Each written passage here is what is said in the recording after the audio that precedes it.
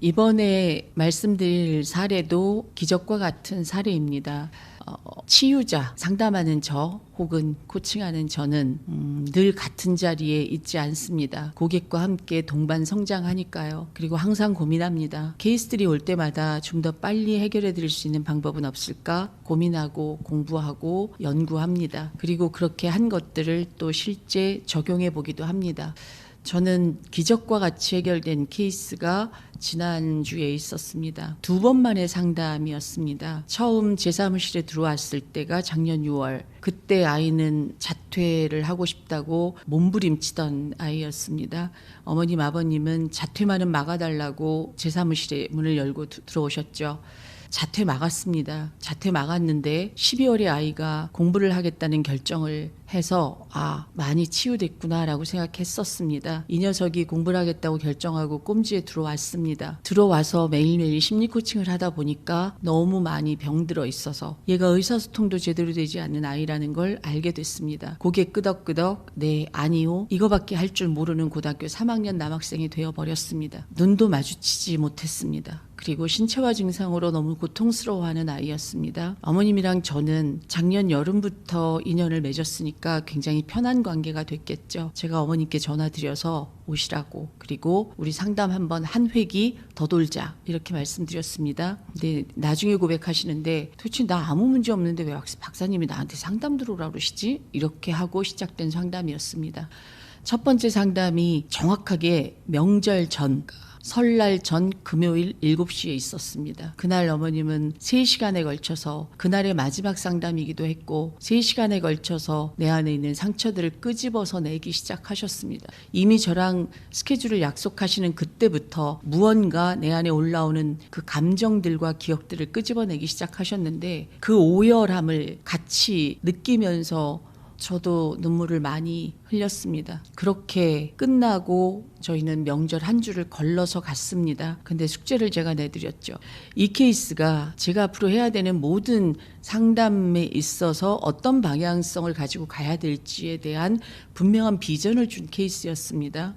제가 숙제를 내드렸는데 왜 이렇게 기적같이 풀렸지? 라고 생각했더니 이 어머님이 매일매일 업무가 끝나고 2시간, 길게는 3시간을 박사님이 내주신 숙제를 하면서 울기도 많이 울고 울분을 토해내기도 하고 그런 아주 마음에 심각한 고통들을 다 토해내시는 작업을 해내신 겁니다. 심지어 명절 때조차도. 그리고 명절 다음 주에 우리는 금요일 7시에 다시 만났습니다. 이날도 우리는 3시간 동안 이야기했습니다. 그런데 명절 그 다음 주 금요일 날이 상담이었는데 그 주 수요일 날 어머님은 답을 다 찾으셨습니다. 우리 아이의 문제는 우리 아이의 문제가 아니라 내 문제였구나. 우리 아이의 어릴 적 모습을 기억해 보니까 박사님, 이 아이는 너무나 영혼이 아름다운 아이였어요. 너무나 착한 아들이었습니다. 이 아이는 저에게 희망이었고 사랑 그 자체였습니다.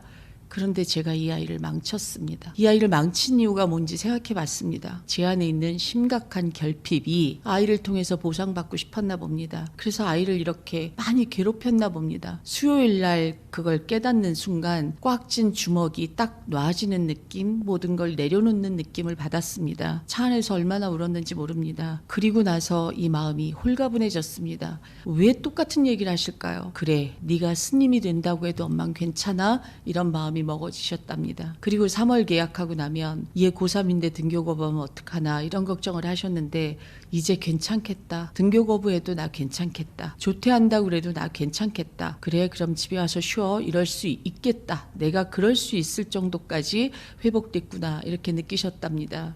금요일 날 다녀가셨는데 제가 선생님들한테 부탁했습니다. 아이의 변화가 어떻게 일어나는지를 우리 보자. 부모의 무의식이 치유됐는데 아이가 어떻게 변하는지 우린 이 기적을 체험해야 된다라고 선생님들한테 부탁을 했는데 첫날 토요일 날 박사님, 아이가 눈을 마주치네요. 이것도 기적입니다. 그 다음날 일요일 지나 월요일, 제가 정확하게 기억합니다. 우리 홍 선생님이 박사님, 얘가 네 아니오가 아니라 문장을 구사하면서 이야기를 해요. 자기 이야기를. 그리고 더 놀라운 건 고맙습니다를 했어요. 오늘 왜 고맙다고 그래요? 늦게 일어나서 전화했더니 선생님 깨워주셔서 고맙습니다. 고맙습니다를 했다는 거예요. 네, 화요일입니다. 우리 홍 선생님이랑 코칭을 하는데 선생님 그럼 대학을 가야겠군요. 그렇다면 제가 하고 싶은 일을 하려면 좋은 대학을 가야 되겠네요. 그럼 공부를 해야 되겠습니다. 이렇게 얘기했답니다. 자, 그 다음날 수요일날 제가 표 선생님한테 이제 표 선생님이 한번 아이를 코칭해 보시죠. 며칠 동안 못 보셨으니까 아이의 변화를 좀 감지해 주세요 라고 부탁을 드렸는데 표 선생님이 박사님 에너지가 너무 많이 달라졌어요 이렇게 얘기하셨습니다. 그리고 그 다음날 어머님이 오시기 전 목요일날 장 선생님이 저한테 한 말은 이런 일도 가능한가요? 어떻게 아이 얼굴이 달라졌을까요? 어떻게 달라졌어? 그렇게 거칠하고 푸석푸석했던 그 얼굴이 달걀 깐 것처럼 그렇게 예뻐졌어요. 박사님 표정이 예뻐졌어요.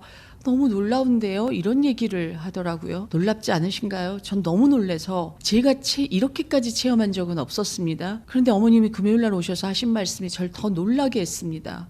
아이가 그 주에 학교에 반배정이 있다고 집에를 갔는데 집에 가기 전에 동생한테 너 오늘 숙제 빨리 해놔. 형이랑 놀게. 이렇게 문자를 했답니다. 그랬더니 동생이 형 미쳤나 봐. 나보고 놀재. 2년 전에 그 모습으로 완전히 돌아왔습니다. 그리고 집에 와서 엄마한테 하는 말 엄마 이 얼굴로 어떻게 일을 해. 석고팩을 해주고 깔깔깔 웃고 밥을 먹으러 가고 내 식구가 그렇게 맛있는 식사를 하고 그러고 다시 꼼주로 복귀했습니다. 박사님 지금 저희 집에 일어난 일은 기적입니다. 뭐라고 드릴 말씀이 없습니다. 이렇게 얘기를 하셔서 와우 이런 일도 있구나. 저는 제가 늘 부모님의 무의식이 치유되면 자식의 무의식은 자동적으로 치유될 겁니다 라고 말씀을 드렸는데 이 케이스만큼 이렇게 드라마틱하고 기적적인 케이스는 근래에 없었습니다. 대다수는 다 좋아지고 대다수는 다 치유되지만 이 정도까지 이런 건 없었습니다.